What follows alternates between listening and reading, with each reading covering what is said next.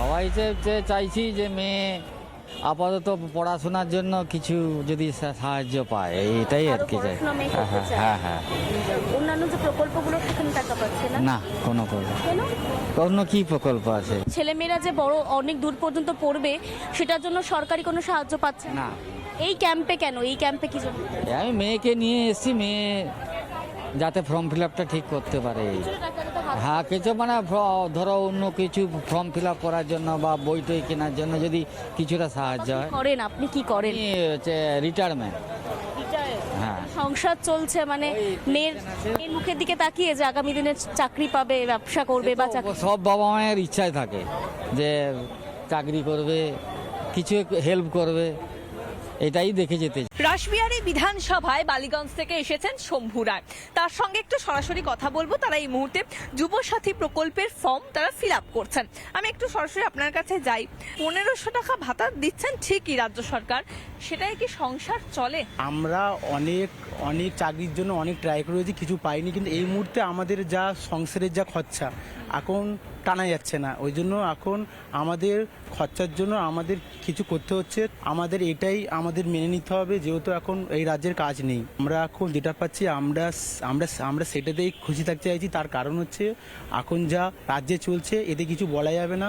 হ্যাঁ, কারণ হচ্ছে আমাদের হাতে কিছু নেই, যেহেতু আমরা এত পরীক্ষা দিয়েছি, এত অনেক কিছু করেছি, কিছু লাভ হচ্ছে না। এত পরীক্ষা দিচ্ছেন তাতেও চাকরি নেই। চাকরি নেই, তার কারণ হচ্ছে আমরা এখন দেখতে পাচ্ছি যে এখন একটা গ্র্যাজুয়েশন কমপ্লিট করা ছেলেও চাকরি পাচ্ছে না। তার কারণে এখানে কোনো কাজই নেই, যা কাজ আছে সব বাইরে। তো এই রাজ্যে কোনো কাজ নেই বলে বাইরে চলে যেতে হবে। তার জন্য এই টাকাতেই আপনাদের সংসার চালাতে হবে। এখন এখন যেটুকুনি পাচ্ছি নিজের পেটটা তো বাঁচাতে হবে, ওর জন্য এখন আমাদের এইটা করে চালাতে হবে। পেটের দায় আজকে আপনারা এখানে এসেছেন বলছেন। যুবসাথী প্রকল্প যদি কোনো সুরাহা হয়, পরিবারের পাশে দাঁড়াতে পারে। হ্যাঁ, একটা বোন আছে, মা আছে, আমরা 3 ভাই আছি। হ্যাঁ, আমাদেরও তো ভবিষ্যৎ সংসার চালাতে হবে। সংসার চালাতে হবে। সুদীপ্তদা কি বলবেন? সুদীপ্ত গুহ।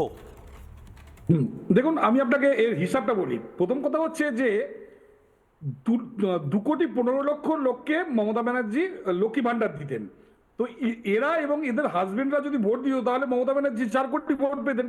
কিন্তু মমতা ব্যানার্জি গত দুটো ভোটে দেখা যাচ্ছে 2,86,00,000 এবং তারপর বোধহয় কমে গিয়ে 2,74,00,000 মতন ভোট পাচ্ছেন। তার মানে কি, যে যারা লক্ষ্মী ভান্ডার পাচ্ছেন তারা এবং তাদের হাজবেন্ডরা এদের একটা বড় পোর্শন ভোট দেন না, এবং তাদের সংখ্যা মোটামুটি 80,00,000 মহিলা এবং তাদের হাজবেন্ডরা।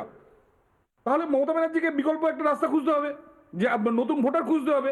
উনি এখানে 5,000 কোটি টাকা মানে এটা দিলেন, বরাদ্দ করলেন 12 মাস 1,500 টাকা করে। তাহলে পার হেড কত, মানে টোটাল কতজন পাবে? 27 লক্ষ, 27.5 লক্ষ। তার মানে প্রতিটি বিধানসভা কেন্দ্রে মোটামুটি দেখা যাচ্ছে 9,000 লোককে উনি এটা দিতে পারবেন। এখন 9,000 লোককে কেন এটা দিচ্ছেন? কারণ উনি দেখছেন এসআইআর এর নাম কেটে গেছে। এসআইআর যে গড়ে 20-30,000 নাম কেটে গেছে, এই ভোটটাকে কম্পেনসেট করতে হবে। তার জন্য এই যে 9,000 লোক প্রতি বিধানসভা কেন্দ্রে, তারা এবং তাদের বাবা মারা যদি ভোট দেয় তাহলে কিছুটা কম্পেনসেট হবে। এবার ঘটনা হচ্ছে, আপনি দেখবেন মমতা ব্যানার্জি যখন ক্ষমতায় আসেন তখন প্রথমে উনি পার্মানেন্ট চাকরি বন্ধ করে দেন। প্রত্যেকটা ক্ষেত্রে উনি 1/3, 2/3 প্রফেসর থেকে শুরু করে ডাক্তার সবাইকে দায়ী দেন। এবার ধরুন একজন প্রফেসর প্রথমে বা টিচার তাদের দিলেন 22,000, 20,000। কিছুদিন পর উনি করলেন কি, 100 দিনের কাছ থেকে চাকরি হিসাবে দেখিয়ে 22,000 টাকা 10 থেকে 12,000 নিয়ে এলেন। এবার সৌমিত্রদা যেটা বললেন 8,000 নিয়ে এলেন। তারপর সিভিক পুলিশ 5,000 হলো বিভিন্ন। এখন সেটাও দিতে পারছেন না। উনি যখন সেটা দিতে পারছেন না তখন উনি এখন 1500 নেমে এলেন। 1500-তে হচ্ছে কি, অনেক বেশি লোককে দেওয়া যাচ্ছে। উনি যদি 8,000 করে দিতেন তাহলে তো 27 লাখ লোককে দিতে পারতেন না, তাহলে উনি দিতে পারতেন হয়তো 5 লাখ লোককে। সেই জন্য 1500 করে উনি অনেক বেশি লোককে উনি এই ভাতাটা দিলেন ভোটের আগে, এই মানে বেসিক্যালি এই ভোটটা পাওয়ার জন্য। কিন্তু ঘটনা হচ্ছে, এতে কি পশ্চিমবঙ্গের ভবিষ্যৎ থাকবে? এর আগে আমার বক্তারা সেটা বলে গেছে, আমি সেটাই গেলাম না। আমি শুধু ম্যাথামেটিক্সটা বললাম যে মমতা ব্যানার্জি কিভাবে ভাবছে, মানে লক্ষ্মী ভান্ডারটা পুরোপুরি ফেল করে গেছে, সেটাকে উনি কম্পেনসেট করছেন এই যুবসাথী দিয়ে। উনি জানেন মহিলারা ওনার এতে মানে মানবে না, মহিলারা ভোট দিচ্ছে না যদি বেকার ছেলেদের মানে খুশি করা যায়। কিন্তু আমার ধারণা বেকার ছেলেরাও খুশি হবে না, তারা বছর পর বছর তারা পরীক্ষা দিচ্ছে। কিন্তু এখানে আমি সুদীপ্তদা একটু থামাচ্ছি আপনাকে। সুদীপ্তদা এবং বিমলদা দুজনেই রয়েছেন ফ্রেমে, দাদাও রয়েছেন, দাদাও বলবেন মাদ্রাসা নিয়ে। আমি একটা প্রতিবেদন আরেকবার শোনাতে চাই। দাদার জন্য চাকরির ফর্ম ফিল আপ করতে এসেছেন বোন, বোন নিজেও কলেজে পড়ছে, দাদা গ্র্যাজুয়েট, কিন্তু চাকরি না পেয়ে ডেলিভারির কাজ করেন। বোন বলছেন যদি এ রাজ্যে চাকরি না পাই বাইরে চলে যেতে হবে, কি করব। মানে তারাও জানেন, কিন্তু তারাই অপরচুনিটিটা মিস করছেন না। আমি বারবার বলছি না, হয় বিজেপিকে এই মুহূর্তে বড় কোনো ঘোষণা করতে হবে যে বাংলায় এলে আমরা শুধুমাত্র চাকরি দেব, সেটা তো পরে দেখা যাবে। বাংলার মানুষ আর চাকরি নিয়ে ভাবছেও না। এত বছর বাংলার এই বঞ্চনা এখন আমাদের নর্মালাইজ হয়ে গেছে। সর্ষে ফুল ফুটবে সিঙ্গুরের জমিতে, কারখানা উঠে যাবে, সেখানে ফ্ল্যাট বাড়ি হবে, আমাদের ছেলেমেয়েরা বাইরে চলে যাবে, নর্মালাইজ হয়ে গেছে। বিজেপি যদি এই মুহূর্তে বড় কোনো সংকল্পপত্রে বড় কোনো ঘোষণা না করে হয়তো সমস্যা ক্রিয়েট হবে। আর যদি এই সমস্ত কিছু না করেও এরা যারা এই টাকাটা নিচ্ছে তারা সব টাকা নিলেও কিন্তু ভোট দিল মমতা বন্দ্যোপাধ্যায়ের বিরুদ্ধে, তাহলে কিন্তু খেলা অন্যরকম হবে। এই বোনের গল্প আপনাদের শোনায়। অ্যাকচুয়ালি আমার দাদা আছে, তো ওরা একটা প্রকল্পের কথা গিয়ে বলে এসছে, কোয়ার্টারে থাকে তো তো ওরা বলে এসছে যে যুব প্রকল্প এরকম টাইপের কিছু, তো ওরারই ফর্মের জন্য এসেছিলাম। ও মানে গ্র্যাজুয়েশনটা ওর কমপ্লিট হয়েছে। না, হ্যাঁ ও তো খুঁজছে।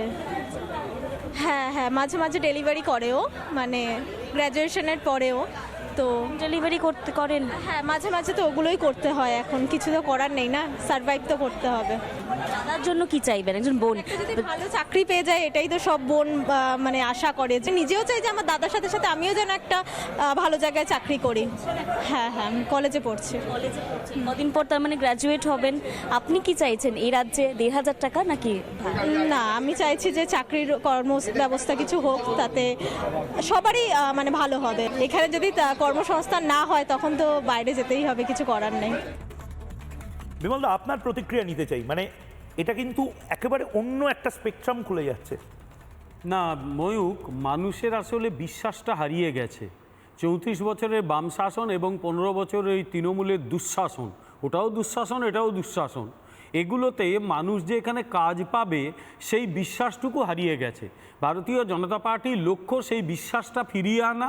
কারণ আমরা বারবার মানুষকে বলছি ভারতীয় জনতা পার্টি কিন্তু ডাবল ইঞ্জিন সরকার এখানে প্রতিষ্ঠিত হলে সে এখানে ইনভেস্টমেন্ট আনবে, যত ইনভেস্টমেন্ট আসবে তত চাকরি হবে।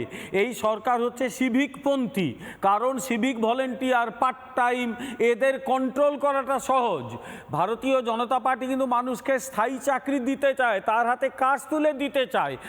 মাননীয় নরেন্দ্র মোদীর নেতৃত্বে এবারে কেন্দ্রীয় সরকার যে বাজেট করেছে, আমি শুধু একটা কথা উল্লেখ করব, দুর্গাপুরকে কেন্দ্র করে যে একটা শিল্পের স্বপ্ন দেখানো হয়েছে সেটা কখনোই সম্ভব নয় যদি তৃণমূল থাকে। পুরো একেবারে মানে কি বলবো, অন্ধ্রপ্রদেশের বিশাখাপত্তনম থেকে শুরু করে উড়িষ্যার পারাদ্বীপ থেকে শুরু করে দুর্গাপুর পর্যন্ত বিশাল এলাকার যে শিল্পোন্নয়ন, যে অর্থনৈতিক কার্যকলাপ, সেটা বুঝবে, এর মানে বুঝবে পশ্চিমবঙ্গে যারা চালায়, এটা একমাত্র বিজেপি বুঝতে পারবে। লক্ষ লক্ষ লোক কাজ করতে পারবে। সুদীপ তো আরো ভালোভাবে বলতে পারবে, কারণ সে এই বিষয়গুলো অনেক বেশি চর্চা করে, ইন্ডাস্ট্রিতে থাকে, আমি তো সাধারণ একজন অধ্যাপক।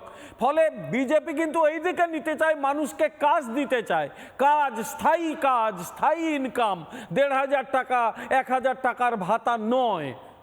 আমি যে নিচ্ছে নি, আমরা সবাইকে বলছি যান অ্যাপ্লাই করুন, এটাকে স্থায়ী ভাববেন না। বিজেপি কিন্তু আপনাকে স্থায়ীভাবে ভালো কাজ দিতে চায়। বিজেপি নানা ধরনের কন্টেন্ট দেখার জন্য লাইক করুন, শেয়ার করুন আমাদের ফেসবুক পেজ, সাবস্ক্রাইব করুন আমাদের ইউটিউব চ্যানেল।